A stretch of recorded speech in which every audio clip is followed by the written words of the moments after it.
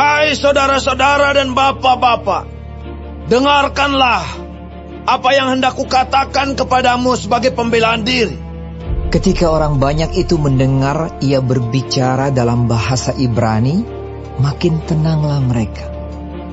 Ia berkata, Aku adalah orang Yahudi, lahir di Tarsus, di tanah Kilikia, tetapi dibesarkan di kota ini. Dididik dengan teliti di bawah pimpinan Gamaliel dalam hukum nenek moyang kita, sehingga aku menjadi seorang yang giat bekerja bagi Allah, sama seperti kamu semua pada waktu ini. Dan aku telah menganiaya pengikut-pengikut jalan Tuhan sampai mereka mati. Laki-laki dan perempuan kutangkap dan kuserahkan ke dalam penjara.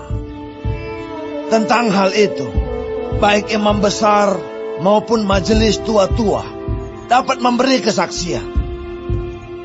Dari mereka aku telah membawa surat-surat untuk saudara-saudara di Damsyik.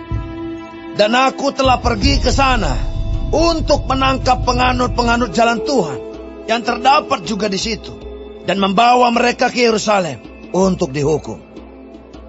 Tetapi dalam perjalananku ke sana, ketika aku sudah dekat Damsyik, yaitu waktu tengah hari, tiba-tiba memancarlah cahaya yang menyilaukan dari langit mengelilingi aku. Maka rebahlah aku ke tanah, dan aku mendengar suatu suara yang berkata kepadaku, Saulus, Saulus, mengapakah engkau menganiaya aku? Jawabku, siapakah engkau Tuhan? Katanya, akulah Yesus orang Nazaret yang kau aniaya itu. Dan mereka yang menyertai aku memang melihat cahaya itu. Tetapi suara dia yang berkata kepadaku tidak mereka dengar. Maka kataku, Tuhan, apakah yang harus kuperbuat? Kata Tuhan kepadaku, bangkitlah dan pergilah ke Damsyik. Di sana akan diberitahukan kepadamu segala sesuatu yang ditugaskan kepadamu. Dan karena aku tidak dapat melihat, oleh karena cahaya yang menyilaukan mata itu, maka kawan-kawan seperjalananku memegang tanganku dan menuntun aku ke Damsyik. Di situ ada seorang bernama Ananias, seorang saleh yang menurut hukum Taurat dan terkenal baik di antara semua orang Yahudi yang ada di situ. Ia datang berdiri di dekatku dan berkata, Saulus, saudaraku, bukalah matamu dan melihatlah. Dan seketika itu juga aku melihat kembali dan menatap dia. Lalu katanya, Allah nenek moyang kita telah menetapkan engkau untuk mengetahui kehendaknya, untuk melihat yang benar, dan untuk mendengar suara yang keluar dari mulutnya. Sebab engkau harus menjadi saksinya terhadap semua orang tentang apa yang kau lihat dan yang kau dengar. Dan sekarang, mengapa engkau masih ragu-ragu? Bangunlah, berilah dirimu dibaptis, dan dosa-dosamu disucikan, sambil berseru kepada nama Tuhan. Sesudah aku kembali di Yerusalem, dan ketika aku sedang berdoa di dalam bait Allah, rohku diliputi oleh kuasa ilahi. Aku melihat dia yang berkata kepadaku, lekaslah, segeralah tinggalkan Yerusalem, sebab mereka tidak akan menerima kesaksianmu tentang aku. Jawabku, Tuhan, mereka tahu bahwa akulah yang pergi dari rumah ibadat yang satu ke rumah ibadat yang lain, dan yang memasukkan mereka yang percaya kepadamu ke dalam penjara dan menyesah mereka. Dan ketika darah Stefanus, saksimu itu, ditumpahkan, aku ada di situ dan menyetujui perbuatan itu. Dan aku menjaga pakaian mereka yang membunuhnya.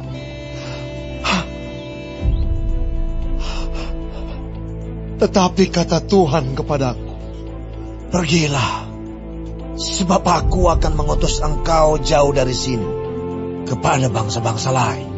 Rakyat mendengarkan Paulus sampai kepada perkataan itu. Tetapi sesudah itu, mereka mulai berteriak, katanya, "Enyahkan orang ini dari muka bumi! Ia tidak layak hidup!" Mereka terus berteriak sambil melemparkan jubah mereka dan menghamburkan debu ke udara. Karena itu, kepala pasukan memberi perintah untuk membawa Paulus ke markas dan menyuruh memeriksa dan menyesah dia supaya dapat diketahui apa sebabnya orang banyak itu berteriak-teriak sedemikian terhadap dia. Tetapi ketika Paulus ditelentangkan untuk disesah, berkatalah ia kepada perwira yang bertugas, "Bolehkah kamu menyesah seorang warga negara Rom? Apalagi tanpa diadili." Mendengar perkataan itu, perwira itu melaporkannya kepada kepala pasukan. Katanya, "Apakah yang hendak kau perbuat? Orang itu warga negara Rom." Maka datanglah kepala pasukan itu kepada Paulus dan berkata, "Katakanlah, benarkah engkau warga negara Rom?" Jawab Paulus, "Benar." Lalu kata kepala pasukan itu, "Kewarganegaraan itu kubeli dengan harga yang mahal." Jawab Paulus, "Tetapi aku mempunyai hak itu karena kelahiranku." Maka mereka yang harus menyesah dia segera mundur. Dan kepala pasukan itu juga takut setelah ia tahu bahwa Paulus yang ia suruh ikat itu adalah orang Rom. Namun, kepala pasukan itu ingin mengetahui dengan teliti apa yang dituduhkan orang-orang Yahudi kepada Paulus. Karena itu, pada keesokan harinya, ia menyuruh mengambil Paulus dari penjara dan memerintahkan supaya imam-imam kepala dan seluruh mahkamah agama berkumpul. Lalu ia membawa Paulus dari markas dan menghadapkannya kepada mereka.